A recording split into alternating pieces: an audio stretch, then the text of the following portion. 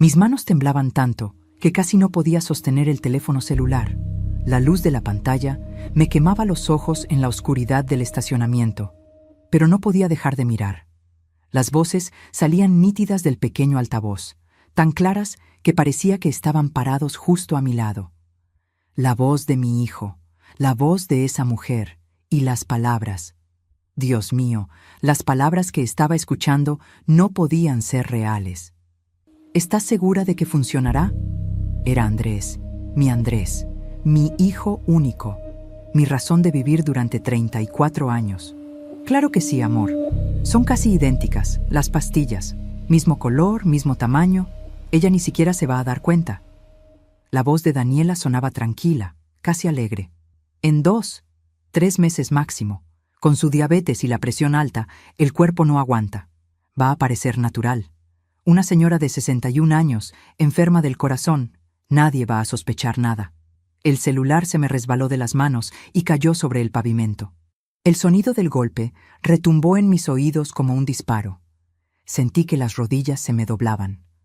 La garzonete, esa muchacha joven de ojos oscuros y manos firmes, me sostuvo por los codos antes de que cayera completamente. Respire, señora Patricia. Respire despacio. Pero, ¿cómo iba a respirar?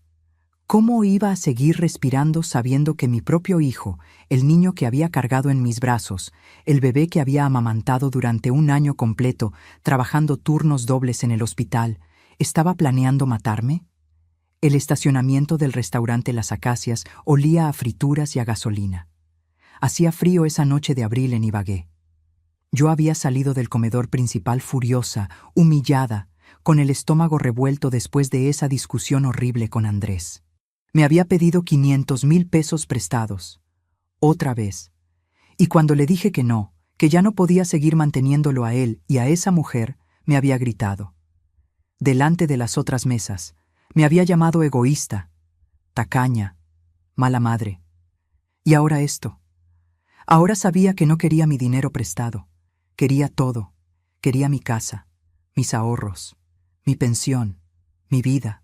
Quería que yo desapareciera. Ustedes que me están escuchando ahora mismo, ustedes que tal vez también tienen hijos, nietos, familia que los hace dudar de su propio valor, necesito que entiendan algo. Necesito que sepan que esto que les voy a contar es real. Tan real como el aire que respiran. Tan real como el dolor que a veces sienten en el pecho cuando alguien que aman los traiciona. Dejen un comentario ahora mismo. Escriban de dónde me están escuchando.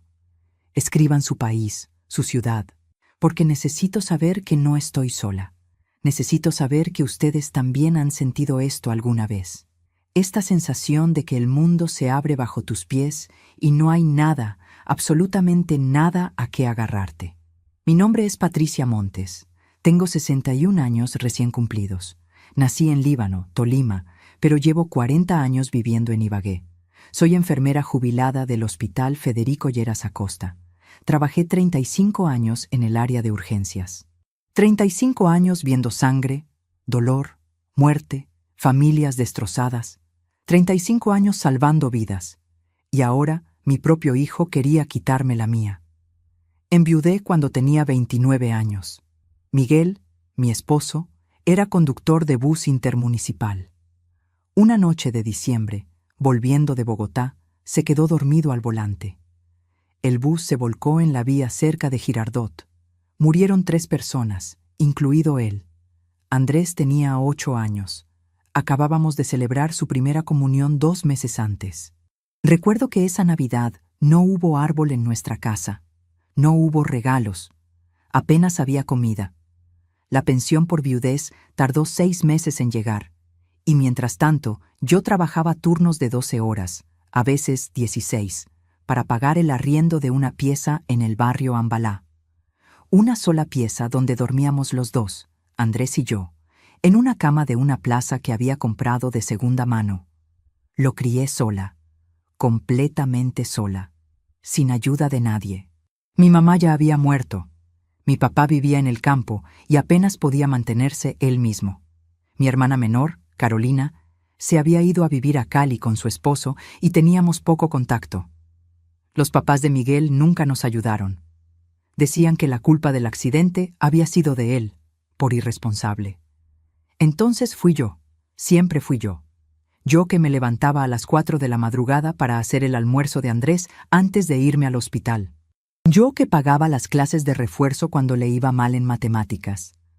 Yo que me quedaba despierta hasta la medianoche planchando uniformes ajenos para ganar dinero extra y comprarle los tenis que quería, la bicicleta que tanto me pidió cuando cumplió 11 años, los libros del colegio cada inicio de año.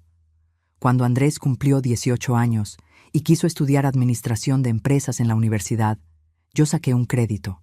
Pagué su carrera completa. 5 años de semestres, matrículas, libros, transporte. Él nunca trabajó mientras estudiaba. Yo no quise que lo hiciera. «Mijo, usted concéntrese en estudiar», le decía. «Yo me encargo del resto». Y me encargué. Claro que me encargué. Trabajé hasta que me dolían los huesos. Hasta que la columna no me daba más y tenía que tomar analgésicos para poder terminar el turno. Hasta que las varices en mis piernas se volvieron tan gruesas que parecían cuerdas bajo la piel. Me jubilé hace 4 años, cuando cumplí los 57. Ya había completado mis 35 años de servicio. Mi pensión no es gran cosa, 900,000 pesos al mes, pero es estable, es mía. La trabajé cada día durante 3 décadas y media. Y además tenía la casa. Esa casita de 3 habitaciones en el barrio San Antonio que compré hace 15 años, cuando por fin, después de toda una vida pagando arriendo, pude juntar para la cuota inicial. Terminé de pagarla hace 2 años. Cada peso de esa casa salió de mi sudor, de mis turnos nocturnos, de mis rodillas hinchadas de tanto estar de pie. También tenía mis ahorros. 18,200,000 pesos en una cuenta de ahorros en Bancolombia. Cada mes guardaba algo, aunque fuera poco. 50,000 pesos, 100,000, lo que pudiera, durante 35 años. Ese dinero era para mi vejez, para no ser carga de nadie, para poder pagar un tratamiento si me enfermaba, para tener dignidad en mis últimos años. Andrés lo sabía. Él sabía exactamente cuánto tenía, porque yo, ingenua, confiada, se lo había contado. Le había mostrado los estados de cuenta. «Mijo, mire lo que su mamá ha logrado ahorrar. Esto es para estar tranquilos, para cualquier emergencia que tengamos». Emergencia. ¡Qué ironía! La emergencia era él. Después de graduarse, Andrés no conseguía trabajo. O conseguía y duraba 3 meses, 6 meses. Siempre había un problema. Que el jefe era injusto, que los compañeros le tenían envidia, que el sueldo era muy poco. Siempre una excusa. Conoció a Daniela hace 2 años. Ella trabajaba en un almacén de ropa en el centro comercial Multicentro. Bonita, eso sí, bien arreglada. Uñas siempre perfectas, cabello tinturado, ropa de marca. Al principio me cayó bien, parecía educada. Pero algo en su mirada, algo en la forma en que me observaba cuando visitaban mi casa, me hacía sentir incómoda, como si estuviera haciendo un inventario, contando cuánto valía cada cosa. Se fueron a vivir juntos hace 1 año. Andrés dejó su último trabajo 2 meses después. Daniela renunció al almacén porque, según ella, el horario era muy pesado. Y desde entonces los dos vivían de... ¿De qué? De pedirme a mí. Cada semana había una solicitud nueva. «Mamá, necesitamos para el arriendo». «Mamá, se dañó la nevera». «Mamá, préstame para la cuota de la moto». Nunca me devolvían nada. Nunca. Hace 3 meses me diagnosticaron diabetes tipo 2. La presión arterial también me subió. El médico me recetó metformina para la diabetes y losartán para la presión. 2 pastillas cada mañana. 2 pastillas cada noche. Sin falta. «Tiene que cuidarse, señora Patricia», me dijo el doctor Ramírez en la consulta. A su edad, con estos diagnósticos, cualquier descuido puede ser grave. Infarto, derrame cerebral. Tiene que tomarse los medicamentos religiosamente. Y yo obedecí, cada día, sin falta, porque quería vivir, quería conocer a mis nietos algún día, cuando Andrés finalmente sentara cabeza. Quería viajar, aunque fuera una vez, a San Andrés, esa playa que siempre vi en fotos, y nunca pude conocer. Quería disfrutar de mi pensión, de mi casa, de levantarme sin despertador, de tomar café despacio en las mañanas.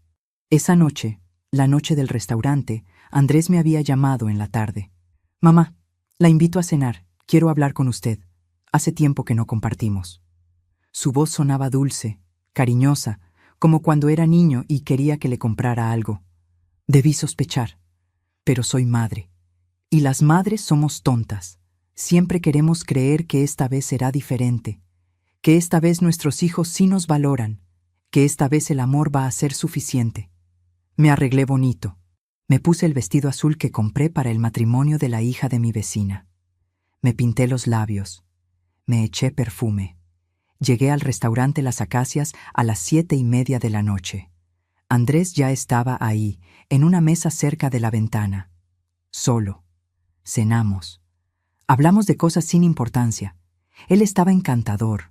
Me preguntó por mi salud, por las vecinas, por mi hermana Carolina. Pidió sancocho de gallina para los dos. Pidió jugo de lulo. Sonreía. Y entonces, en el postre, soltó la bomba. «Mamá, necesito que me preste 500,000 pesos. Es urgente». Sentí que algo se rompía dentro de mí. 500,000 pesos. Otra vez. Siempre lo mismo. «Andrés, no puedo. Ya te he prestado más de 3 millones en el último año. No me has devuelto nada. Mi pensión no alcanza para todo». Su cara cambió. Los ojos se le pusieron fríos, duros.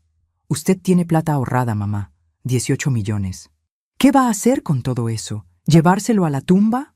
La gente en las mesas cercanas volteó a mirarnos. Bajé la voz.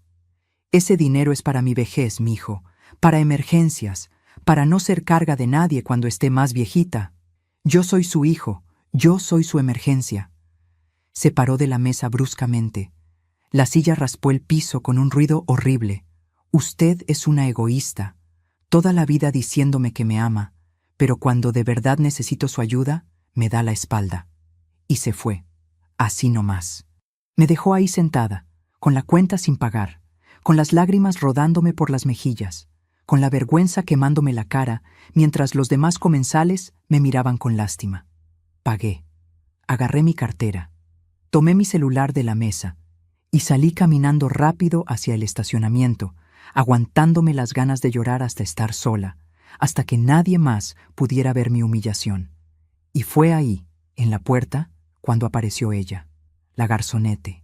Una muchacha joven, tal vez 25 años, de pelo negro amarrado en una cola, delantal blanco manchado de salsa. Señora Patricia, espere, olvidó su celular». Pero yo ya lo tenía en la mano. Se lo mostré, confundida. Ella se acercó más, me miró a los ojos y susurró tan bajito que casi no la escuché. «Su hijo está en la mesa del fondo, con una mujer. Están hablando de usted. Hay cámara de seguridad ahí. Tiene que ver esto». Y ahora estoy aquí, en este estacionamiento frío que huele a aceite quemado, con el celular de esta muchacha en mis manos temblorosas, escuchando a mi hijo planear mi muerte como quien planea unas vacaciones. ¿Y si sospecha algo? La voz de Andrés sonaba nerviosa en la grabación. «No va a sospechar. Andrés, tu mamá confía en ti. Tú mismo me dijiste que deja los medicamentos en la mesita de noche. Podemos cambiarlos cualquier día que vayamos a visitarla. Ella ni siquiera revisa. Se toma lo que sea que esté en el frasco. ¿Y si alguien pide autopsia? Amor, tu mamá tiene 61 años, tiene diabetes, tiene presión alta. El médico mismo le dijo que tiene que cuidarse o le puede dar un infarto. Si le da un infarto, ¿quién va a sospechar? Vas a heredar todo. La casa está en una zona que se ha valorizado mucho. Fácil vale 150 millones y tiene como 18 millones ahorrados. Podemos vender todo e irnos a vivir a Cartagena, abrir un negocio. Vivir bien, vivir sin preocupaciones». Silencio, un silencio largo. Y entonces la voz de mi hijo, apenas un susurro. «Está bien, hagámoslo». La garzonete apagó el video. Me miró con ojos llenos de dolor. «Le pasó a mi abuela», dijo con voz quebrada.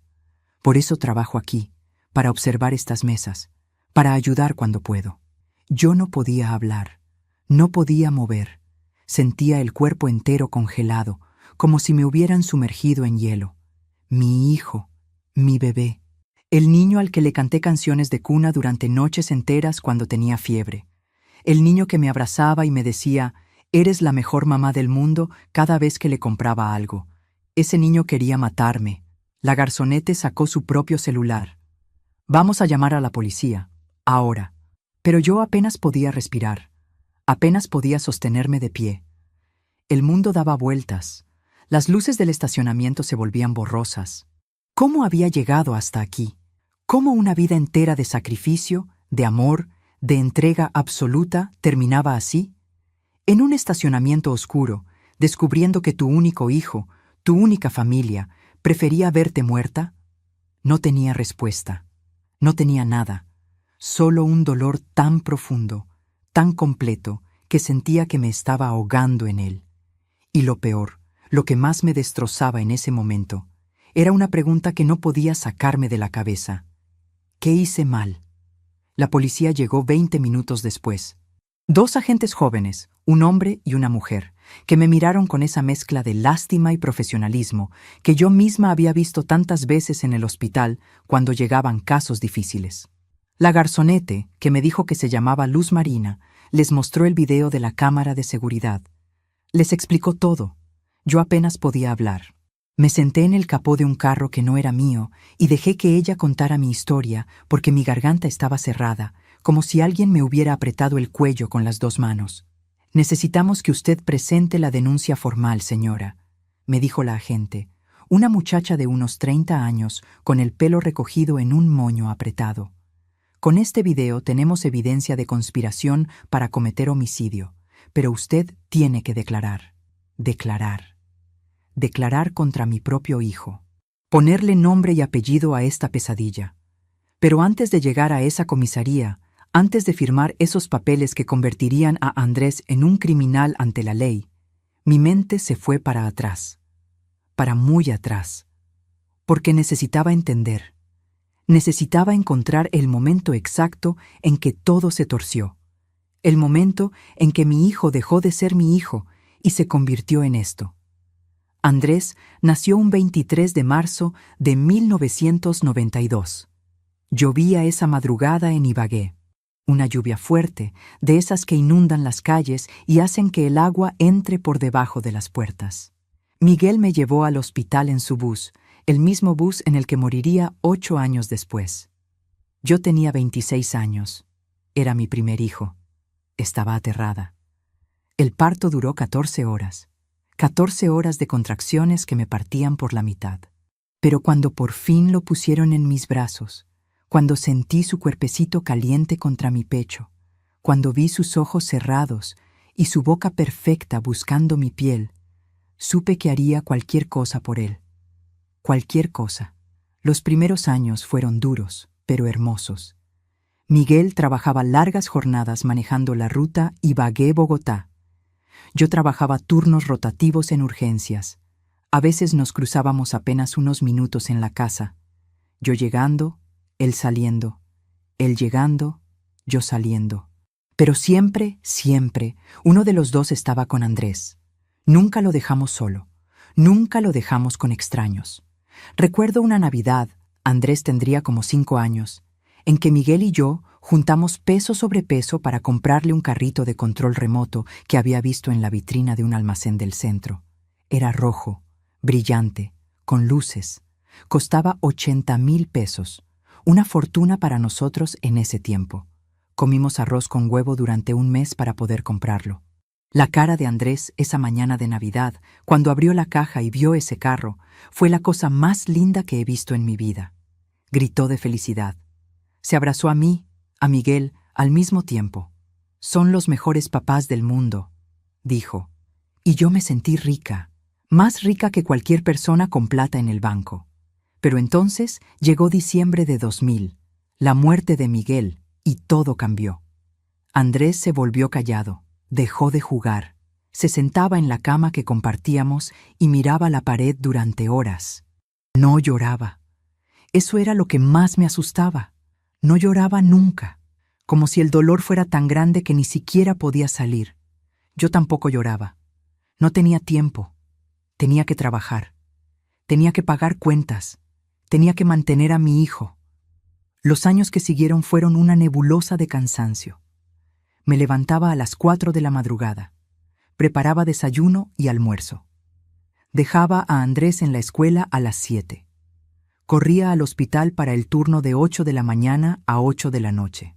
Recogía a Andrés donde la vecina que me hacía el favor de cuidarlo por las tardes. Llegábamos a la casa a las 9 de la noche. Cenábamos cualquier cosa. Él hacía tareas. Yo lavaba ropa a mano porque no teníamos lavadora. A las 11 de la noche caía en la cama como muerta. Los sábados y domingos trabajaba lavando y planchando ropa ajena. 5,000 pesos la carga. 10 cargas por fin de semana. 50,000 pesos extra que hacían la diferencia entre comer bien o pasar hambre. Andrés me veía trabajar. Me veía llegar a la casa con las manos agrietadas del jabón. Me veía quedarme dormida sentada en la mesa. Me veía contar monedas para saber si alcanzaba para la leche del desayuno. Mamá, cuando yo sea grande, voy a trabajar mucho y te voy a comprar una casa, me dijo una vez. Tendría unos 11 años. Estábamos comiendo lentejas, otra vez lentejas, porque era lo único que había alcanzado para la semana. Le acaricié el pelo. No te preocupes por eso, mijo. Tú solo estudia. Estudia mucho para que seas alguien en la vida, para que no tengas que sufrir como su mamá. Y estudió. O eso creí. Pasaba las materias, pero nunca fue brillante. Nunca fue de los mejores del salón. Siempre había una excusa. Que el profesor explicaba mal, que los compañeros hacían ruido, que la tarea era muy difícil. Cuando cumplió 15 años, empecé a notar algo, una actitud, un tono en la voz cuando me hablaba, como si yo fuera menos, como si le diera vergüenza que yo fuera su mamá. Sus compañeros del colegio tenían papás con carros, con casas grandes, con plata para darles mesada todas las semanas. Andrés llegaba a la casa y me pedía cosas, tenis de marca, un celular nuevo, ropa de tal o cual almacén caro. Mijo, no puedo, no alcanza. Todos mis amigos tienen, solo yo no, solo yo parezco pordiosero. Esas palabras me dolían más que cualquier golpe, pero yo lo entendía, o quería entenderlo. Era un adolescente. Los adolescentes son así, quieren encajar, quieren ser aceptados. Entonces me partía el lomo más todavía. Conseguía turnos extras, trabajaba en festivos, ahorraba de mi propia comida para comprarle a él lo que pedía. No los tenis más caros, pero unos parecidos. No el celular último modelo, pero uno decente. Cuando se graduó del colegio, tenía el sueño de estudiar administración de empresas. Para montar mi propio negocio algún día, mamá, para ser independiente, para tener plata. La universidad pública era gratis, pero muy difícil de entrar. Andrés no pasó el examen. Intentó 2 veces. Nada. Entonces quedaba la privada, la Universidad de Ibagué. Carísima. Fui al banco. Pedí un crédito. Me lo dieron por mi antigüedad en el hospital, por mi historial de buenos pagos. 200,000 pesos de cuota mensual durante 5 años. Más de la mitad de mi sueldo. Se lo voy a pagar cuando me gradúe y consiga trabajo, mamá. Se lo prometo. Le creí. Claro que le creí. Era mi hijo. Los años de universidad fueron extraños. Andrés iba y venía. A veces pasaba semanas sin visitarme. Yo vivía todavía en arriendo, en una casita de 2 piezas en el barrio Ambalá. Él decía que le daba pena llevar amigos, que era muy humilde, que mejor se veían en otro lado. Me dolía, pero lo entendía, o me obligaba a entenderlo. Es joven, me decía a mí misma. Cuando madure, va a valorar. Se graduó en 2017. Yo fui a su ceremonia de grado con el uniforme del hospital puesto porque salía directo del turno. Me senté en la última fila. Lloré de felicidad cuando le entregaron el diploma. Mi hijo, profesional, primer profesional de la familia. ¿Y su mamá, Andrés?, le preguntó una compañera cuando salieron todos a tomarse fotos. Ah, ella no pudo venir. Estaba ocupada. Yo estaba a 20 metros. Me vio. Sé que me vio. Pero siguió de largo con sus amigos hacia el parqueadero. Esa noche lloré. Lloré como no había llorado desde la muerte de Miguel. Pero al día siguiente me sequé las lágrimas y seguí, porque eso es lo que hacemos las madres. Seguimos, siempre seguimos. Andrés consiguió trabajo en una empresa de contabilidad. Duró 4 meses. Renunció porque el jefe era, según él, un prepotente. Consiguió otro trabajo en un banco. Duró 6 meses. Renunció porque los horarios eran muy pesados. Otro trabajo en una constructora. 3 meses. Problemas con los compañeros. Siempre era culpa de otros, nunca de él. Y entre trabajo y trabajo, venía a pedirme plata. Mamá, solo hasta que consiga otro empleo, se lo devuelvo, le prometo. Nunca devolvió nada. Mientras tanto, yo había logrado comprar mi casita. 15 años de ahorrar peso sobre peso, de no comprarme ropa, de no salir a ningún lado, de vivir con lo mínimo. Pero por fin, a los 52 años, era dueña de algo, de 3 paredes y un techo que eran míos. Andrés me ayudó a mudarme. Ese día fue lindo. Cargamos cajas juntos. Él puso repisas en la cocina. Comimos pollo asado sentados en el piso porque todavía no tenía muebles. Se rió. Yo me reí. Por un momento sentí que recuperaba a mi hijo, al niño que había sido antes de que la vida nos golpeara tan duro. Cuando tenga mi propia plata, le voy a remodelar toda esta casa, mamá, se lo juro. Pasaron los años. Las promesas quedaron en eso. Promesas. Conoció a Daniela. Al principio me pareció simpática. Venía a visitarme con Andrés. Me traía detalles. Una planta. Un pan. Me preguntaba por mi salud, pero había algo en sus ojos cuando recorría mi sala. Cuando miraba los electrodomésticos. Cuando preguntaba, como sin querer, cuánto había costado la casa. Cuánto valía ahora. Andrés me contó que usted tiene buenos ahorros, doña Patricia. Qué admirable, una mujer tan previsiva. Yo, orgullosa, ingenua, le conté. Le dije que tenía casi 18 millones ahorrados, que era mi colchón de seguridad, que era para mi vejez. La forma en que me miró ese día, ahora lo entiendo. No era admiración, era cálculo. Se fueron a vivir juntos. Andrés dejó de trabajar poco después. Es que el estrés me está enfermando, mamá. Necesito un tiempo para mí. Un tiempo que se convirtió en un año. Y en ese año, los pedidos de plata se multiplicaron. Cada semana, algo nuevo. Arriendo, servicios, comida, gasolina para la moto que les había ayudado a comprar. Yo les daba, siempre les daba, porque tenía miedo. Miedo de que si decía que no, Andrés desapareciera de mi vida para siempre. Miedo de quedarme completamente sola en este mundo. Hasta que llegó ese día, esa cena, esa discusión y ese video. En la comisaría, con las manos todavía temblando, firmé la denuncia. La agente me explicó que iban a esperar a que Andrés y Daniela salieran del restaurante, que los iban a detener, que iban a revisar la bolsa de Daniela, sus celulares, su apartamento. Si ya compraron los medicamentos falsos, los vamos a encontrar, dijo el agente. Y eso es intento de homicidio premeditado. Es grave, señora, muy grave. Luz Marina se quedó conmigo todo el tiempo. Me sostuvo la mano, me trajo agua, me dijo que había hecho lo correcto, pero yo no sentía que hubiera hecho lo correcto. Sentía que había fallado, que de alguna manera, en algún momento de esos 34 años, había criado a un monstruo, y la culpa era mía. ¿Le di demasiado? ¿O muy poco? Debía haber sido más dura. Debía haber dicho que no más veces. Debía haber dejado que batallara, que sintiera hambre, que conociera el peso del esfuerzo propio. Pero ¿cómo iba a hacer eso? ¿Cómo iba a negar a mi hijo lo que yo misma nunca tuve? Yo quería que él viviera mejor, que no sufriera como yo sufrí, que tuviera oportunidades. ¿Y esto era el resultado? ¿Un hombre de 34 años planeando asesinar a su propia madre por dinero? El teléfono de la comisaría sonó. La agente contestó, habló en voz baja, colgó y me miró. Ya los detuvieron, están en camino. Mi estómago se retorció. En minutos iba a ver a Andrés. Iba a ver su cara cuando supiera que yo sabía, que había escuchado todo, que había llamado a la policía. y no sabía si estaba lista para eso.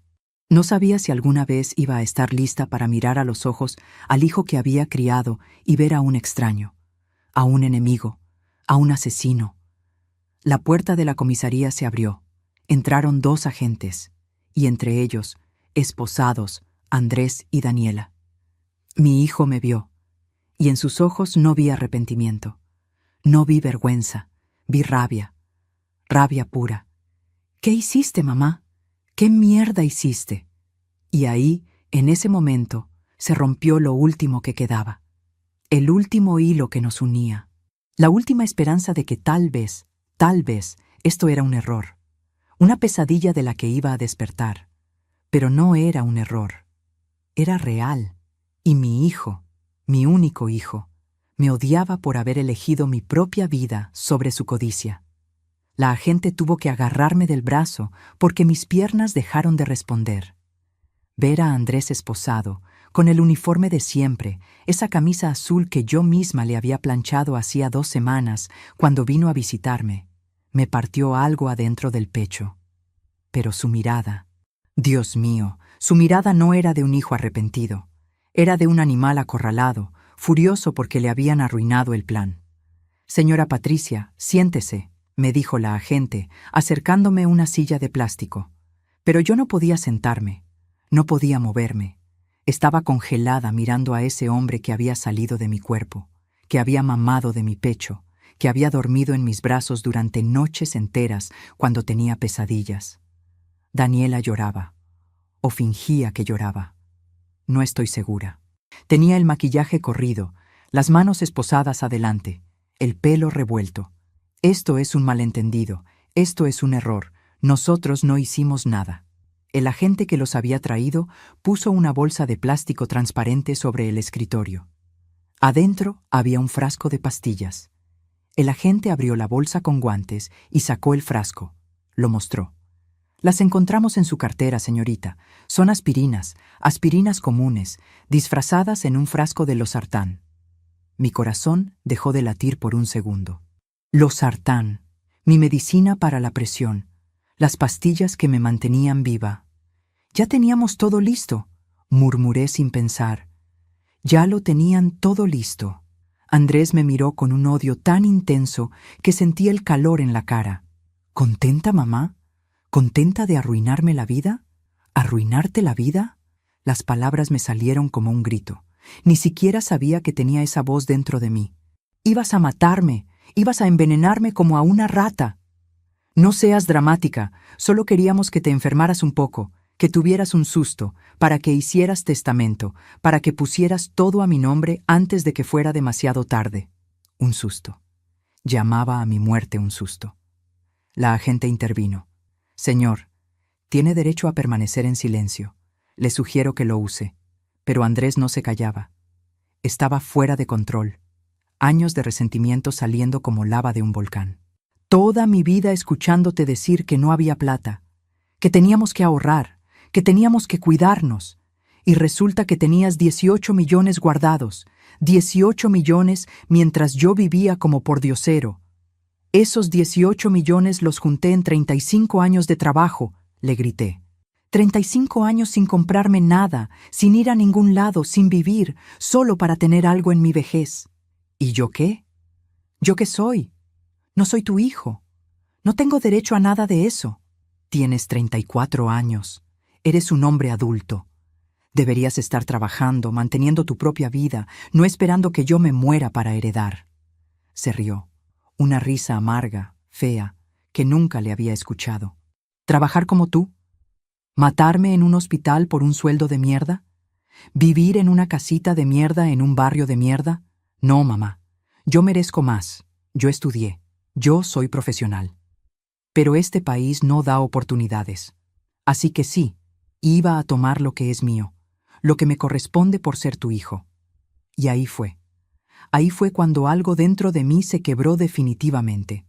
No fue el descubrir el plan. No fue ver las pastillas falsas. Fue esa frase, lo que es mío. Nada era suyo. Nada. Cada peso que yo tenía era mío.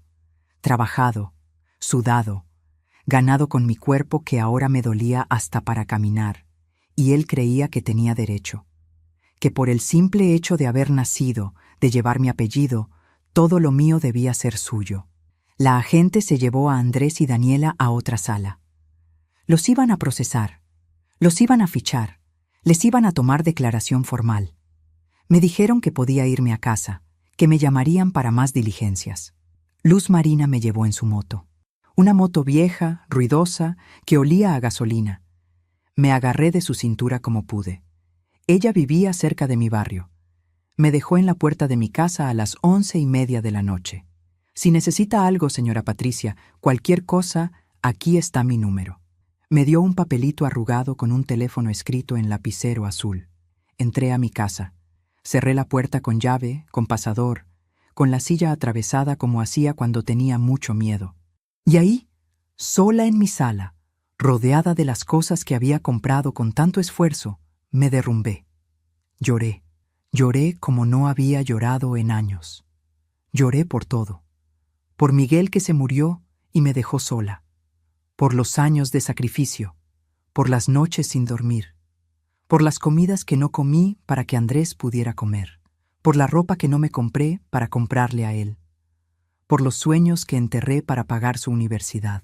Por todo lo que di esperando, solo esperando, que algún día él me viera, que me valorara, que me quisiera aunque sea un poquito de lo que yo lo quería a él.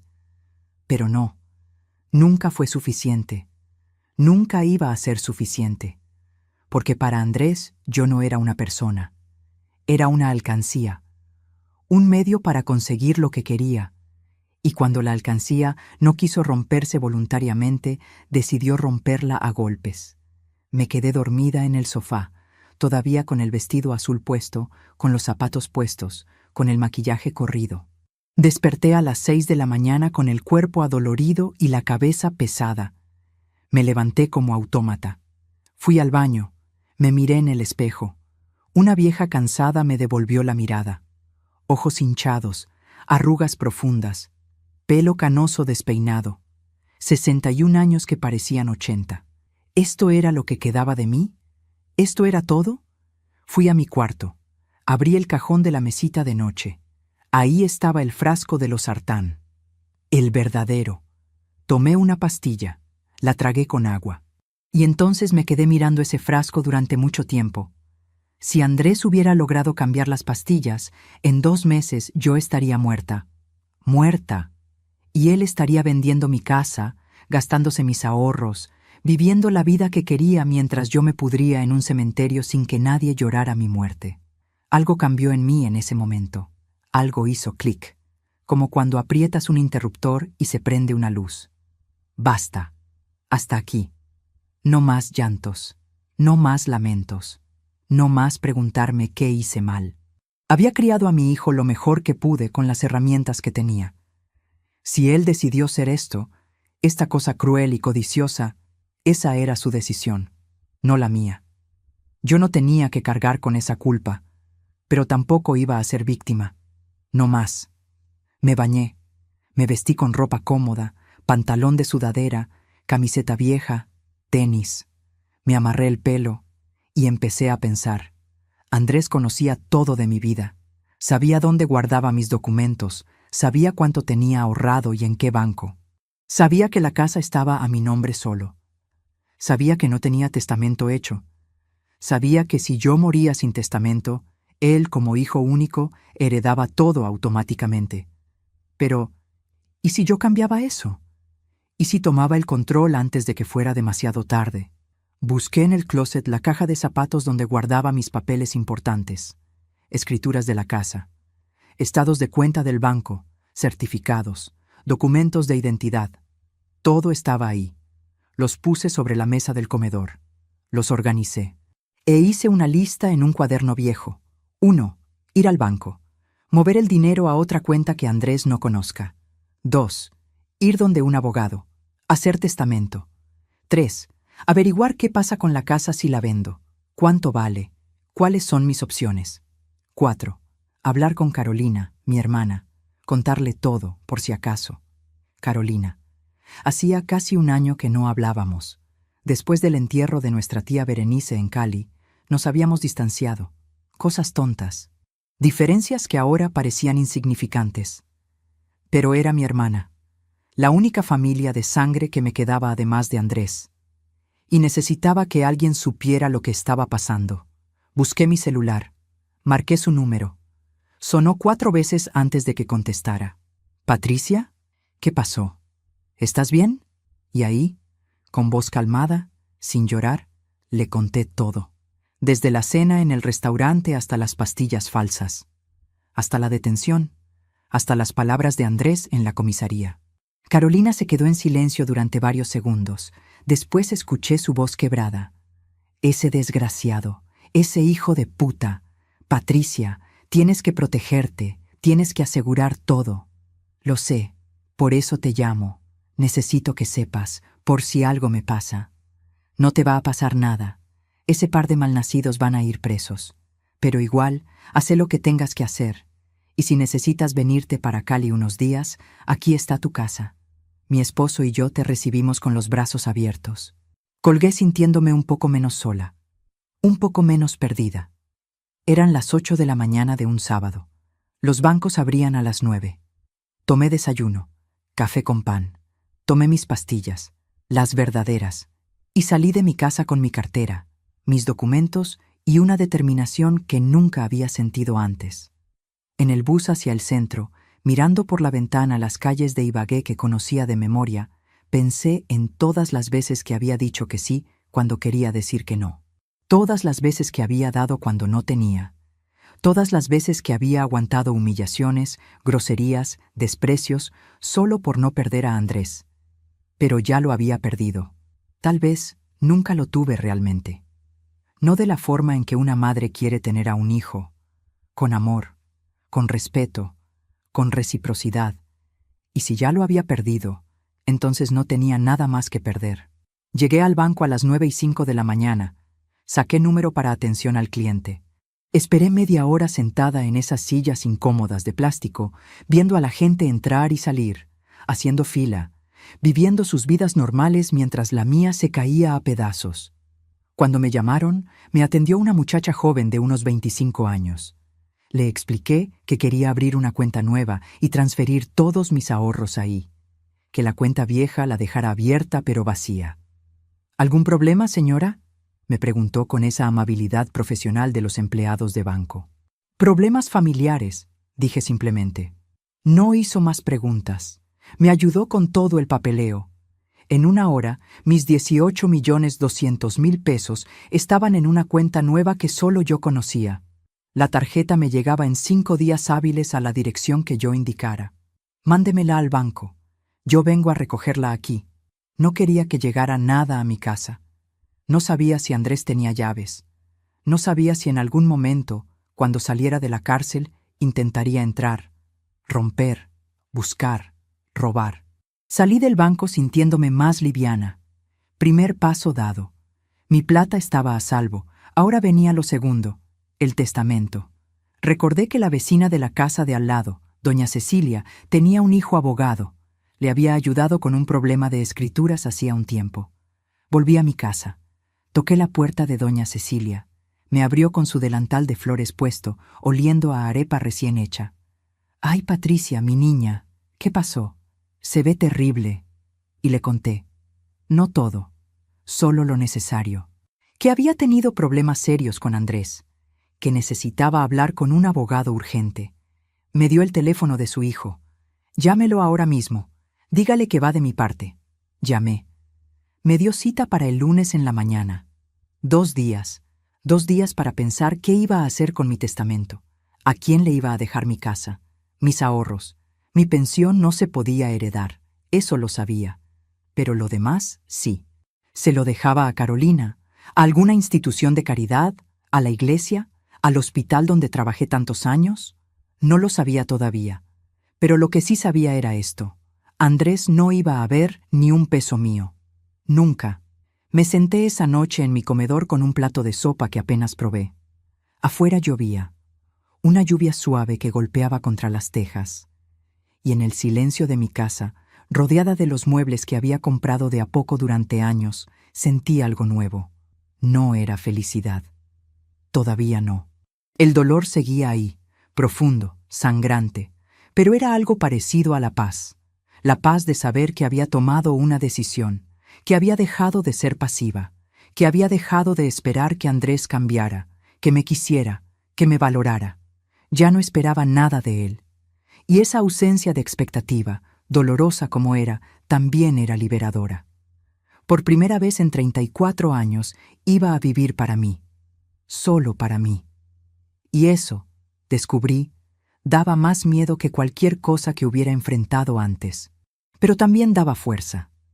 El lunes a las 9 de la mañana estaba sentada en la oficina del abogado. Se llamaba Ernesto Villamil. Tenía unos 40 años, traje gris, escritorio ordenado, y me ofreció café que acepté solo para tener algo que hacer con las manos mientras le contaba mi historia. Escuchó todo sin interrumpir. Tomaba notas en una libreta amarilla. Cuando terminé, se quitó los anteojos y los limpió con un pañito que sacó del bolsillo. Señora Patricia, lo que su hijo intentó hacer es gravísimo. Usted hizo bien en denunciar. Ahora, hablemos de proteger su patrimonio. Me explicó que podía hacer testamento dejando mis bienes a quien yo quisiera. Que Andrés, aunque era mi hijo único, no tenía derecho automático a heredar si yo dejaba constancia por escrito de otra voluntad. Me habló de legitimarios, de porción conyugal, de términos legales que me sonaban a idioma extranjero. Pero lo importante lo entendí. Yo podía decidir. Era mi derecho. ¿A quién quiere dejarle sus bienes? Me quedé callada. Había pensado en eso durante todo el fin de semana. Carolina era la opción obvia. Pero ella tenía su vida armada, su esposo tenía buen trabajo, no necesitaba mi casa ni mis ahorros. Pensé en doña Cecilia, mi vecina, pero ella también tenía hijos que la cuidaban. Y entonces pensé en Luz Marina, esa muchacha que me había salvado la vida, que trabajaba de garzoneta para pagar sus estudios, que había perdido a su abuela de la misma forma que yo casi pierdo mi vida, que me había agarrado del brazo en ese estacionamiento y me había dicho, usted no está sola. Quiero dividirlo, dije despacio, la mitad para mi hermana Carolina, un cuarto para una fundación que ayude a ancianos maltratados, y el otro cuarto para una muchacha que se llama Luz Marina Ortiz. El abogado anotó, vamos a necesitar los datos completos de las personas.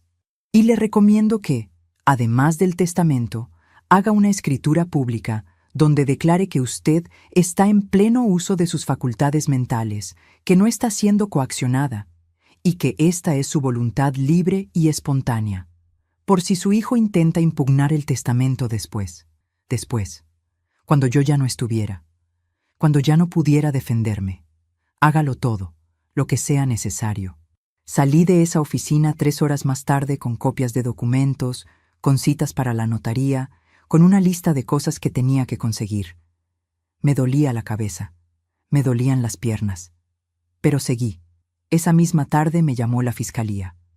Era un fiscal joven, el doctor Parra, asignado al caso. Me dijo que Andrés y Daniela habían sido dejados en libertad después de la audiencia de imputación de cargos, pero con medidas restrictivas. No podían acercarse a mí. No podían llamarme. Tenían que firmar cada semana en el juzgado. Tenían que esperar el juicio. ¿Cuánto puede tardar eso? Meses, tal vez un año. El sistema judicial es lento, señora Patricia, pero la evidencia es sólida. El video, las pastillas falsas, todo está documentado. Van a ser condenados. Un año de saber que Andrés estaba afuera, libre, tal vez planeando otra cosa, tal vez buscando la forma de acercarse, de hacerme daño. ¿Y si intentan contactarme? Llame inmediatamente a la policía. Es violación de las medidas cautelares. Vuelven a la cárcel de inmediato. Colgué sintiéndome apenas un poco más tranquila. Apenas. Los días siguientes fueron una nebulosa de trámites. Notaría. Firmas. Testigos. Copias. El testamento quedó listo el viernes. Firmado, sellado, archivado, irreversible. Esa noche dormí mejor que en semanas. Pero el sábado en la mañana sonó mi teléfono. Número desconocido. No contesté. Volvió a sonar. Otra vez. 5 llamadas seguidas. Después empezaron los mensajes de WhatsApp. No eran de Andrés, eran de Daniela, desde otro número. Doña Patricia, por favor, necesito hablar con usted. Esto es un error. Andrés y yo nunca quisimos hacerle daño de verdad. Fue solo una idea loca que se nos pasó por la cabeza. No lo íbamos a hacer. Lo juramos. Por favor, retire los cargos. Andrés no puede ir a la cárcel. Se va a destruir su vida. Leí el mensaje 2 veces. Sentí la rabia subirme por la garganta como bilis. ¿Retira los cargos? ¿Después de que planearon matarme? ¿Después de que compraron las pastillas falsas? ¿Después de todo? No contesté. Bloqueé el número. Pero siguieron llegando mensajes. De otros números. Siempre Daniela. Rogando, llorando, amenazando. Si Andrés va a la cárcel, usted se va a quedar sola, completamente sola. ¿Quién va a cuidarla cuando esté vieja? ¿Quién va a visitarla en el hospital cuando se enferme? ¿Quién va a llorar en su entierro? Esas palabras me dolieron más de lo que quería admitir. Porque era verdad. Si Andrés iba preso, yo no tenía a nadie más aquí en Ibagué. Carolina estaba en Cali. Las vecinas eran amables, pero no eran familia. Iba a estar sola. Pero prefería estar sola que muerta. Llamé al fiscal. Le mandé capturas de pantalla de todos los mensajes. Es acoso, señora Patricia. Voy a pedir que les revoquen la libertad. No llegó a tanto. Pero les ampliaron las restricciones. Nada de contacto indirecto tampoco. Nada de terceros. Nada. 2 semanas después de la detención, doña Cecilia tocó mi puerta. Tenía cara de preocupación. Patricia, hay un señor preguntando por usted en la tienda de don Mario. Dice que es familiar suyo, que necesita hablar urgente. Mi corazón se aceleró. ¿Cómo es? Joven, alto, bien parecido, ojos claros. Andrés. Era Andrés. Si vuelve a aparecer, no le diga nada. No le diga si estoy o no estoy, y llame a la policía. Doña Cecilia asintió con los ojos muy abiertos. ¿Tan grave es? Más grave de lo que se imagina.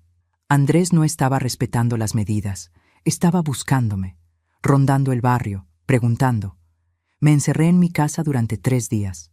Solo salía temprano en la mañana a comprar lo necesario. Volvía rápido. Cerraba con llave, con pasador, con la silla. Miraba por la ventana cada vez que escuchaba un ruido en la calle. Vivir así era un infierno. Entonces tomé otra decisión. Una que me dolió casi tanto como todo lo demás. Llamé a Carolina. ¿Sigue en pie tu oferta? ¿Puedo ir a quedarme contigo un tiempo? Por supuesto. ¿Cuándo llegas? En 3 días. Necesito arreglar unas cosas acá primero. Lo que necesitaba arreglar era la casa. Mi casa. Mi orgullo. Mi único logro material en 61 años de vida. Llamé a una inmobiliaria. Vino un señor de unos 50 años con maletín y calculadora. Recorrió la casa. Midió. Tomó fotos. Hizo números. En este barrio, una casa como esta, en estas condiciones, puede valer entre 140 y 160 millones de pesos. Hay mucha demanda. La vendemos rápido. 160 millones. 15 años de mi vida valían 160 millones. ¿Cuánto se tarda? Si ponemos buen precio, 1 mes, 2 máximo. Póngala en venta. El señor sacó papeles. Los firmé todos. Le di copia de las escrituras. Me dijo que empezaba a publicar el lunes. Esa noche empaqué 2 maletas con ropa, una caja con fotos, documentos importantes, las pocas joyas que tenía. Los muebles se vendían con la casa.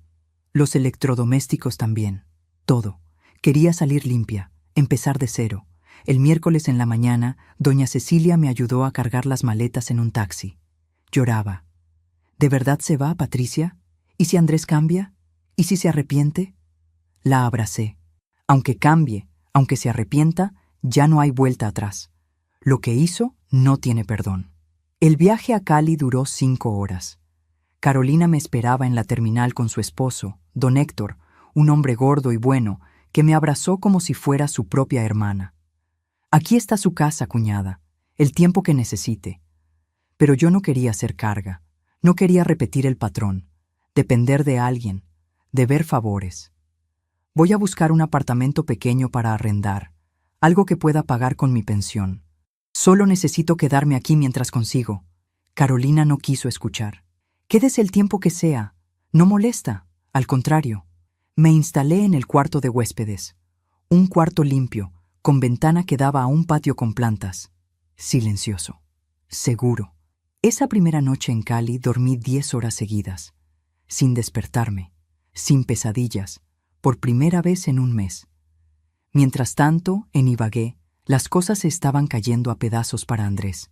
Carolina me contaba lo que le llegaba por chismes de una prima que todavía vivía allá, que Andrés había ido a mi casa y la había encontrado con el letrero de «Se vende», que había gritado en la calle, que había golpeado la puerta, que los vecinos habían llamado a la policía, que se lo habían llevado por alteración del orden público y por violar las medidas cautelares, que había pasado 2 días en la estación, que cuando salió, Daniela lo había dejado, que se había ido con otro, que Andrés estaba viviendo donde un amigo, en un cuarto prestado, sin trabajo, sin plata, esperando el juicio. Debería haber sentido lástima, pero no sentí nada, solo un vacío grande y frío. La casa se vendió en 3 semanas, 155 millones de pesos. El comprador era un señor que quería invertir en arriendos. Pagó de contado. Firmamos en la notaría en Ibagué. Tuve que volver solo para eso. Entré a la ciudad en la mañana. Firmé los papeles. Recibí el dinero en cheque certificado. Y me fui en el bus de las 3 de la tarde. No pasé por mi antiguo barrio. No quise ver la casa que ya no era mía. No quise recordar. Con ese dinero más mis ahorros anteriores, ahora tenía 173 millones de pesos. Una fortuna para alguien como yo. Más plata de la que había visto junta en toda mi vida. La puse en una inversión a término fijo que me daba intereses cada mes. 800,000 pesos mensuales, más mi pensión de 900,000. Tenía 1,700,000 pesos al mes. Para mí sola. Podía vivir bien. Podía hasta darme gustos. Arrendé un apartamento pequeño en el barrio San Fernando en Cali. Un cuarto, sala-comedor, cocina, baño. Piso 3, silencioso, limpio, seguro. 500,000 pesos de arriendo. Me sobraba más de 1,000,000 cada mes. Por primera vez en mi vida, me sobraba plata. 3 meses después de haberme ido de Ibagué, el fiscal me llamó. Tenían fecha de juicio. Sería en 2 meses más. Tenía que ir a declarar. ¿Es obligatorio? Usted es la víctima, señora Patricia. Su testimonio es fundamental. 2 meses. En 2 meses tendría que volver. Tendría que sentarme en una sala de audiencias. Tendría que mirar a Andrés a la cara. Tendría que contar mi historia delante de un juez, de un secretario, de abogados, de extraños. La idea me aterraba, pero también sabía que era necesario, que era parte del cierre, que si no lo hacía, esto nunca iba a terminar. El día del juicio llegó. Carolina fue conmigo. Nos sentamos en la sala de audiencias. Fría, con olor a papel viejo y desinfectante. Andrés entró esposado. Había adelgazado. Tenía ojeras, el pelo descuidado, ropa arrugada. Me miró. Yo lo miré. Y en sus ojos vi algo que nunca había visto antes. Miedo.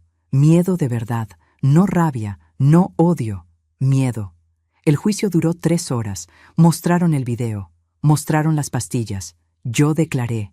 Conté todo. Luz Marina declaró también. El abogado defensor intentó decir que era un malentendido, que eran ideas sin intención real, que nunca lo habrían hecho de verdad. Pero el fiscal mostró mensajes entre Andrés y Daniela. Mensajes de semanas antes, planeando, calculando cuánto valía mi casa, cuánto podrían sacar, cómo iban a repartirlo, cómo se iban a ir del país apenas yo muriera. Todo estaba ahí, negro sobre blanco, prueba tras prueba. El juez dictó sentencia inmediata. 8 años de prisión para Andrés. 6 para Daniela por complicidad. 8 años. Andrés se derrumbó. Lloró.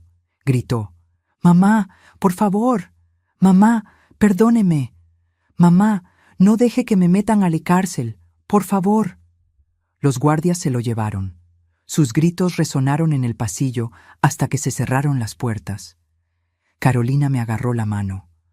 Ya está, ya pasó, pero no había pasado, porque todavía quedaba algo que necesitaba hacer, algo que necesitaba decir. Pedí hablar con Andrés antes de que lo trasladaran. El fiscal arregló una sala. 5 minutos. Con guardia presente. Entré. Andrés estaba sentado en una silla metálica, esposado, con la cara roja de tanto llorar. Me vio y empezó otra vez. Mamá, perdóneme, yo no quería. Fue Daniela, ella me convenció. Yo estaba confundido, yo la amo, usted es mi mamá. Levanté la mano. Se calló. Y entonces dije lo que había venido a decir, con voz tranquila, firme, sin temblar. Andrés, yo te di todo lo que tenía y todo lo que no tenía. Te di mi juventud, mi salud, mi dinero, mis sueños. Y tú decidiste que no era suficiente, que querías más, que querías todo, hasta mi vida. Ahora vas a pagar por eso. Y yo voy a seguir viviendo. Voy a vivir cada día que me quede sin culpa, sin arrepentimiento, sin pensar en ti. Porque tú dejaste de ser mi hijo el día que decidiste matarme. Ya no tengo hijo. Ya no tienes madre. Adiós, Andrés. Me di la vuelta y salí de esa sala sin mirar atrás. Afuera, Carolina me esperaba. Me abrazó. Y esta vez, cuando lloré, no fue de dolor. Fue de alivio. Los primeros meses en Cali fueron extraños. Me despertaba en las mañanas sin saber dónde estaba. Buscaba con la mano la mesita de noche de mi antigua casa y encontraba otra diferente. Miraba por la ventana esperando ver el patio de doña Cecilia y veía edificios. Todo era nuevo, todo era distinto, pero distinto no significaba malo. Carolina me presentó a sus amigas del barrio, señoras de mi edad, algunas mayores, que se reunían los martes y jueves en la casa de una de ellas para tejer, para tomar tinto, para hablar de la vida. Al principio me daba pena ir. No sabía qué decir. No sabía cómo presentarme sin contar mi historia, sin explicar por qué una mujer de 61 años había llegado sola, sin esposo, sin hijos, a empezar de cero en una ciudad donde no conocía a nadie. Pero ellas no preguntaban. O si preguntaban, lo hacían con delicadeza. ¿Tiene familia en Ibagué? Sí, pero preferí venirme para acá, para estar cerca de mi hermana. Y con eso bastaba. No necesitaban saber más. Doña Amparo, una señora gorda y cariñosa de 67 años, me enseñó a tejer. Yo nunca había aprendido, nunca había tenido tiempo. Siempre estaba trabajando, corriendo, haciendo algo urgente. Pero ahora tenía tiempo, todo el tiempo del mundo. Mis dedos, deformados por la artritis, torpes al principio, aprendieron a manejar las agujas. Aprendieron a seguir el patrón. Hice mi primera bufanda en 2 semanas. Era fea, dispareja, con huecos, pero era mía. La había hecho yo con mis manos que habían salvado vidas en urgencias durante 35 años y que ahora aprendían a crear algo suave, algo inútil, algo solo para el placer de hacerlo. Doña Amparo me regaló lana rosada. Para que se haga un suéter bonito, mi niña. Usted merece cosas bonitas. Cosas bonitas. Nunca me había comprado cosas bonitas. Siempre lo práctico, lo barato, lo que durara. Pero ahora tenía plata. Tenía más plata de la que nunca había tenido. ¿Y por qué no gastarla en mí? Fui al centro comercial Chipichape con Carolina. Hacía años que no entraba a un centro comercial solo para mirar, para pasear, sin la urgencia de comprar algo específico y salir corriendo. Entramos a un almacén de ropa. Carolina me animaba. Pruébese eso, pruébese esto. Ese color le queda lindo. Me probé un vestido verde agua. Me quedaba bien. Me hacía ver más joven, más viva. ¿Cuánto cuesta?, le pregunté a la vendedora. 120,000 pesos, señora, pero está en promoción. 90,000. 90,000 pesos. Antes habría dicho que no, que era muy caro, que con esa plata podía comprar comida para 2 semanas. Pero ahora, con mi pensión y mis intereses, 90,000 pesos era poco. Era nada. Me lo llevo. Carolina sonrió. Así se hace, hermana. Compré también zapatos, una cartera, crema para la cara, perfume. Salimos del centro comercial con 5 bolsas y nos fuimos a comer helado. Helado a las 3 de la tarde un miércoles sin ninguna razón especial. Solo porque queríamos. Me sentía culpable. Sentía que estaba malgastando, que estaba siendo frívola. Pero Carolina me leía la mente. Patricia, usted se pasó 60 años viviendo para otros. Para papá y mamá cuando éramos chiquitas. Para Miguel. Para Andrés. Ahora le toca vivir para usted. Y no es malo. No es egoísta. Es justo. Justo. Esa palabra se me quedó dando vueltas en la cabeza durante días. Empecé a hacer cosas que nunca había hecho. Me inscribí en un grupo de caminata para adultos mayores que salía todas las mañanas a las 6 al parque del barrio. Éramos como 20 personas, hombres y mujeres entre 55 y 75 años, caminando, estirando, riendo. El profesor, un señor flaco de unos 60 años, llamado don Efraín, era animado y simpático. «Vamos, doña Patricia, un pasito más, usted puede». Y podía. Mi cuerpo, que creía gastado, todavía respondía. Las rodillas me dolían menos cuando caminaba. La espalda se me enderezaba. Bajé 4 kilos en 2 meses sin proponérmelo. Me sentía más liviana, más fuerte. Don Efraín me invitó a tomar café después de una de las caminatas. Solo nosotros 2. Me puse nerviosa como una adolescente. Hacía más de 20 años que un hombre no me invitaba a nada. «Solo es un café, doña Patricia, para conocernos mejor. Me parece usted una señora muy interesante». Fuimos a una panadería cerca del parque. Hablamos durante 1 hora. Me contó que era viudo, que su esposa había muerto de cáncer hacía 5 años, que tenía 3 hijos adultos que vivían en Bogotá y en Medellín, que se sentía solo a veces, pero que la caminata lo mantenía activo y contento. Le conté mi historia. No todo, solo lo necesario, que era viuda también, que había tenido un hijo pero que la relación se había roto, que estaba empezando de nuevo en Cali. No me juzgó, no me tuvo lástima, solo asintió. Empezar de nuevo a nuestra edad es difícil, pero también es valiente. Nos hicimos amigos, solo amigos, sin presiones, sin expectativas. Pero era lindo tener a alguien que me preguntara cómo estaba, que se acordara de mi cumpleaños, que me guardara un pan de bono de los que vendían en la panadería porque sabía que me gustaban. Mientras yo construía esta vida nueva, tranquila, casi feliz, Andrés se hundía. Carolina seguía recibiendo noticias de Ibagué por la prima. Andrés estaba en la cárcel La Picota en Bogotá. Lo habían trasladado ahí porque en Ibagué no había cupo. Estaba en un pabellón común. Compartía celda con otros 5 hombres. Dormía en un camastro de metal. Comía lo que le daban. La prima había ido a visitarlo una vez por lástima. Dijo que estaba irreconocible, flaco, pálido, asustado, que lloraba todo el tiempo, que decía que no aguantaba más, que se quería morir. Daniela estaba en la cárcel de mujeres El Buen Pastor, también en Bogotá. No habían vuelto a hablar. Ella le echaba la culpa a él. Él le echaba la culpa a ella. Los 2 decían que eran inocentes. Los 2 decían que el otro los había obligado. Me contaban esto esperando que yo sintiera algo. Lástima, culpa, remordimiento. Pero no sentía nada. A veces me asustaba mi propia frialdad. ¿Qué clase de madre era yo que podía escuchar que su hijo estaba sufriendo en una cárcel y no sentir ni una punzada en el pecho? ¿Me había vuelto de piedra? ¿Me había quebrado algo fundamental adentro? Hablé de eso con doña Amparo una tarde mientras tejíamos. Ella era sabia. Había criado 6 hijos. 2 la visitaban seguido. 1 a veces. 3 nunca. 1 le había robado. Otro le debía plata que nunca le pagó. Pero ella seguía viva. Seguía riendo.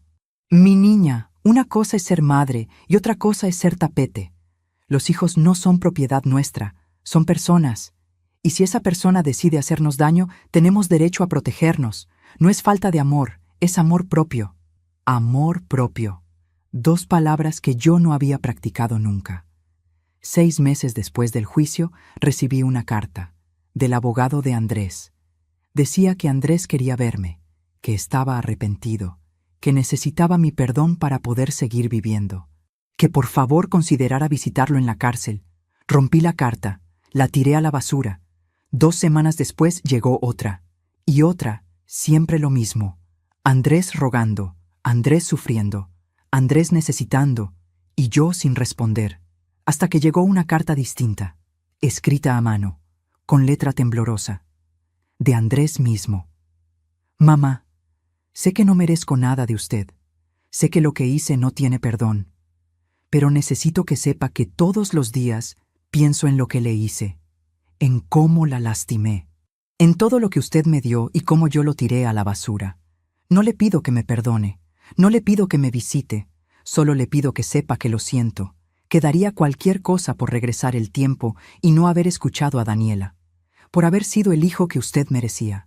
Pero no puedo, y voy a vivir con eso hasta el día que me muera. La quiero, mamá, aunque no me crea, aunque no le importe, la quiero. Leí esa carta 3 veces, y lloré. No de tristeza, no de arrepentimiento, sino de algo más complicado, de duelo, de despedida, de cerrar una puerta que nunca se iba a volver a abrir. Le escribí una carta de vuelta, una sola, la última. Andrés, recibí tu carta. Entiendo que estás arrepentido, entiendo que estás sufriendo, pero eso no cambia lo que hiciste. No cambia que planeaste matarme, que compraste las pastillas, que estabas dispuesto a verme morir para quedarte con mi plata. Yo te perdoné, no por ti, por mí. Porque cargar odio es muy pesado, y yo ya cargué suficiente en esta vida. Pero perdonar no significa olvidar, no significa que volvamos a tener relación. Tú tomaste tus decisiones. Ahora vive con las consecuencias. Yo voy a vivir con las mías. Y mis consecuencias son libertad, paz y una vida sin miedo. Ojalá algún día encuentres lo mismo. Adiós. Mandé la carta, y sentí que algo se cerraba dentro de mí, como una herida que por fin dejaba de sangrar. 8 meses después de haberme mudado a Cali, Luz Marina me llamó. Había conseguido mi número con el fiscal. Me pidió disculpas por buscarme. No se disculpe, mi niña. ¿Cómo está? Bien, doña Patricia. La llamo para contarle algo. Conseguí beca para estudiar enfermería en la universidad pública. Empiezo el próximo semestre. Se me llenaron los ojos de lágrimas. ¡Qué alegría, Luz Marina! ¡Qué alegría tan grande! Es gracias a usted. Después de lo que pasó, después de ayudarla, sentí que era mi camino, ayudar a otros, como usted hizo durante tantos años. Le conté del testamento, que ella estaba ahí, que si a mí me pasaba algo, ella recibiría una parte de mi herencia para terminar sus estudios, para empezar su vida. Lloró. Yo lloré. 2 mujeres que apenas se conocían, pero que estaban unidas por algo más fuerte que la sangre, por haber elegido hacer lo correcto cuando era más fácil mirar para otro lado. 1 año después del juicio, en marzo, el mes en que Andrés cumplió 35 años de edad, yo cumplí 62. Carolina me hizo fiesta. Invitó a las amigas del barrio, a don Efraín, a su esposo, a los vecinos. Llenaron mi apartamento de globos, de comida, de música. Me cantaron el cumpleaños feliz. Me regalaron cosas lindas, una planta, un libro, un chal tejido a mano. Soplé las velas de la torta, 62 velitas. Pedí un deseo. ¿Qué pidió doña Patricia?, preguntó don Efraín. Sonreí. Que cada año que me quede sea mío, completamente mío. Después de que se fueron todos, Carolina y yo nos quedamos recogiendo, lavando platos, guardando la comida que había sobrado. ¿Es feliz, hermana?, me preguntó de repente. Me detuve. Pensé, ¿era feliz? No era la felicidad que había imaginado cuando era joven. No era la felicidad de tener familia grande, nietos, una casa llena de ruido y amor. Era una felicidad más pequeña, más silenciosa, más solitaria. Pero era felicidad. Sí, le dije. Creo que sí. Esa noche, sola en mi apartamento, me senté en la sala con una taza de aguapanela caliente. Afuera llovía suave. Adentro estaba calientico. Tenía el estómago lleno de torta y sancocho. Tenía el corazón lleno de voces amigas, de risas, de abrazos. Miré alrededor. Mi apartamento pequeño, mis muebles sencillos comprados de a poco, mis plantas en la ventana, mi vida armada con retazos nuevos sobre ruinas viejas. No era mucho, pero era mío. Y por primera vez en 62 años, nadie me lo podía quitar. Nadie me podía robar esta paz. Nadie me podía hacer sentir que no era suficiente. Porque yo era suficiente. Siempre lo había sido. Solo que ahora, por fin, lo sabía. Tomé un sorbo de aguapanela, cerré los ojos y sonreí, porque había sobrevivido, no solo al intento de asesinato, sino a toda una vida de dar sin recibir, de amar sin ser valorada, de existir para otros sin existir para mí misma. Y ahora existía, completamente, totalmente. Y eso, descubrí, era la victoria más grande de todas. Han pasado 2 años y medio desde aquella noche en el restaurante Las Acacias. 2 años y medio desde que escuché a mi hijo planear mi muerte. 2 años y medio desde que mi vida se partió en dos, el antes y el después. Estoy sentada en el balcón de mi apartamento en Cali. Son las 6 de la tarde de un domingo de octubre. El cielo está naranja, de ese color que solo se ve cuando el sol se está despidiendo del día. Tengo en las manos una taza de chocolate caliente que me preparé yo misma, sin prisa, sin pensar en nada más que en el placer de ese olor dulce subiendo en el vapor. Mañana cumplo 64 años. 64 años que hace 3 años pensé que no iba a cumplir, que mi hijo había decidido que no merecía cumplir. Pero aquí estoy, viva, respirando, sintiendo el aire fresco de la tarde en la cara. Don Efraín viene subiendo las escaleras, lo escucho antes de verlo. Siempre silba cuando sube. Una canción vieja que no sé cómo se llama, pero que ya reconozco. Trae una bolsa de la panadería. Buenas tardes, doña Patricia. Le traje pan de bonos recién hechos, todavía calienticos. Sonrío. Don Efraín y yo seguimos siendo solo amigos, pero es un amigo que me trae pan de bonos, que me acompaña al médico cuando tengo cita, que se sienta conmigo los domingos a ver las noticias y a comentar lo mal que está el mundo.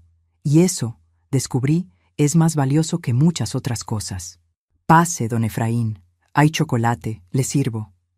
Nos sentamos en el balcón, comemos pan de bonos, tomamos chocolate, hablamos de la semana, de la caminata de mañana, de la nueva señora que se unió al grupo y que habla hasta por los codos. Nos reímos, reír, algo tan simple, tan normal, que durante tanto tiempo no hice. Cuando don Efraín se va, me quedo sola otra vez, pero la soledad ya no me asusta como antes, porque entendí algo fundamental. Estar sola no es lo mismo que estar abandonada. Estar sola puede ser una elección, puede ser paz.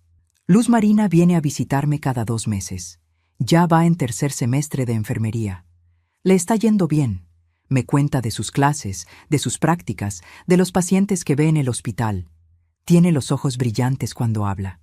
Los mismos ojos brillantes que yo tenía cuando empecé en urgencias hace más de 40 años. Usted es mi inspiración, doña Patricia, me dijo la última vez que vino. Cuando me canso, cuando pienso que no puedo más, pienso en usted, en todo lo que vivió, en cómo se levantó. Y sigo. No sé si merezco ser inspiración de nadie, pero me gusta pensar que mi historia, con todo su dolor, puede ayudar a alguien más, puede darle fuerzas a otra persona que está pasando por lo mismo. Hace 6 meses recibí otra carta de Andrés, la última que he recibido. Decía que lo habían trasladado a una cárcel en Ibagué por buen comportamiento, que estaba trabajando en la panadería de la cárcel, que estaba estudiando por correspondencia para terminar una especialización, que había encontrado apoyo en un grupo religioso que visitaba a los internos, que estaba cambiando. Decía que entendía si yo nunca quería verlo, que respetaba mi decisión, pero que si algún día lejano, yo sentía que podía escucharlo, él estaría esperando. No le respondí esa carta, pero tampoco la rompí. La guardé en un sobre junto con la otra. Tal vez algún día las lea de nuevo. Tal vez algún día, cuando esté más vieja, más cerca del final, sienta la necesidad de cerrar ese círculo de otra forma. O tal vez no. Tal vez estas cartas guardadas sean suficiente. Evidencia de que él intentó, de que yo elegí cuidarme, de que ambos seguimos caminos separados, y eso está bien. No sé qué va a pasar con Andrés cuando salga de la cárcel. Le quedan todavía 5 años y medio de condena. Para ese entonces, yo tendré 69 años. Él 40. Toda una vida por delante todavía. A veces pienso en él. No puedo evitarlo. Es mi hijo. Por más que haya cortado el vínculo, por más que haya puesto límites, la memoria está ahí. El bebé que fue, el niño que cargué, los momentos buenos que sí existieron antes de que todo se pudriera. Pero pensar en él ya no me duele como antes. Ya no me quita el sueño. Ya no me hace sentir culpable. Porque entendí algo que me tomó 61 años aprender. Yo no soy responsable de las decisiones de otros, ni siquiera de las decisiones de mi hijo. Él es un adulto. Tomó sus decisiones. Yo tomé las mías. Y mis decisiones me trajeron aquí, a este balcón, a esta vida tranquila, a esta versión de mí que no sabía que existía. Carolina me dice que me veo diferente, más joven, más liviana, que me río más, que hablo más, que antes parecía que cargaba el mundo en los hombros y ahora camino derecha. Tiene razón, ya no cargo nada que no sea mío. El dinero que me quedó de la venta de la casa y de mis ahorros lo tengo bien invertido. No lo toco excepto para los gastos normales y para darme algunos gustos. El año pasado me fui con Carolina y don Héctor a Cartagena, 5 días en la playa. Fue la primera vez en mi vida que vi el mar. Me paré en la orilla con el agua fría en los pies y lloré. Lloré de alegría, porque había llegado ahí, porque había sobrevivido.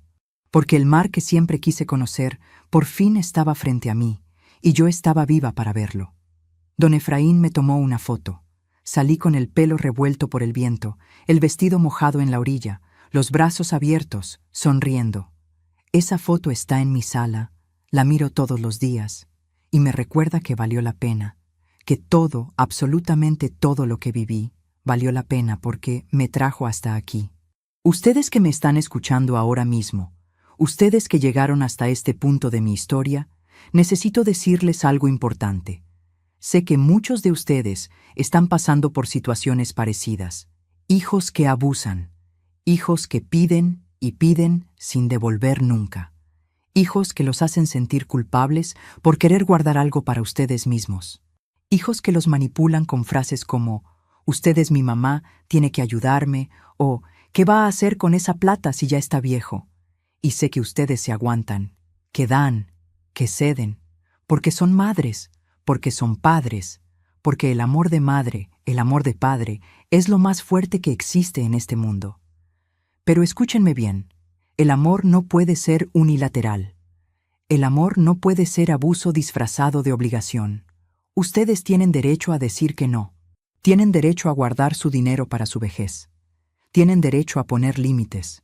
Tienen derecho a alejarse de quien les hace daño, aunque sea su propia sangre. No es egoísmo. No es falta de amor. Es amor propio.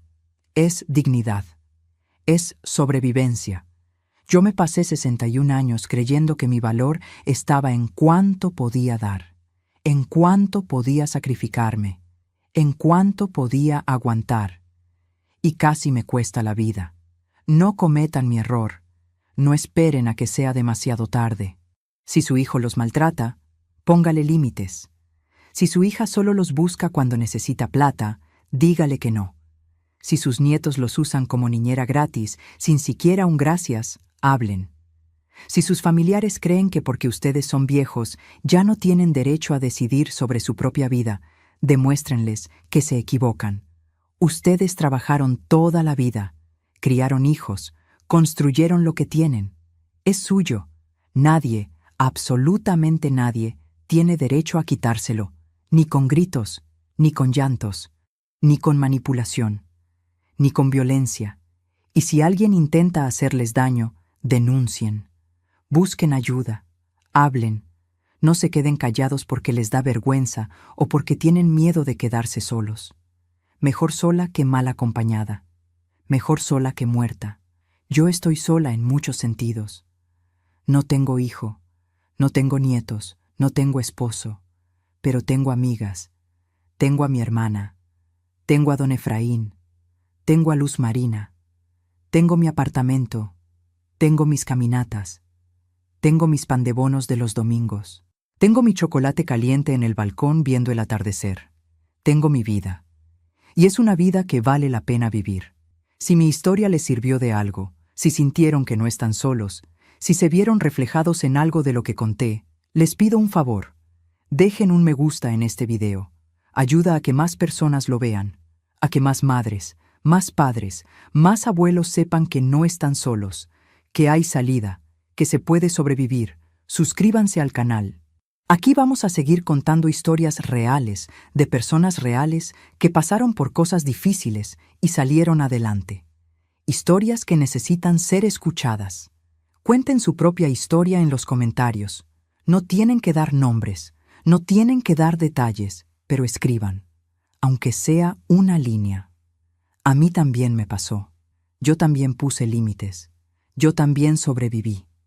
Porque cuando compartimos, cuando hablamos, le quitamos poder al silencio.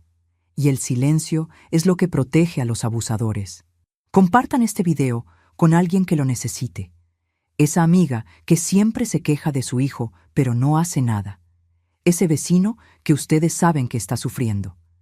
Esa prima que se dejó quitar la casa por los hijos y ahora vive arrimada. Mándenles este video. Tal vez sea el empujón que necesitan para actuar.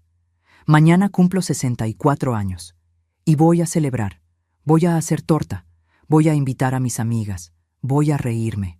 Voy a soplar las velas y voy a pedir el mismo deseo que pedí el año pasado y el anterior. Que cada año que me quede sea mío.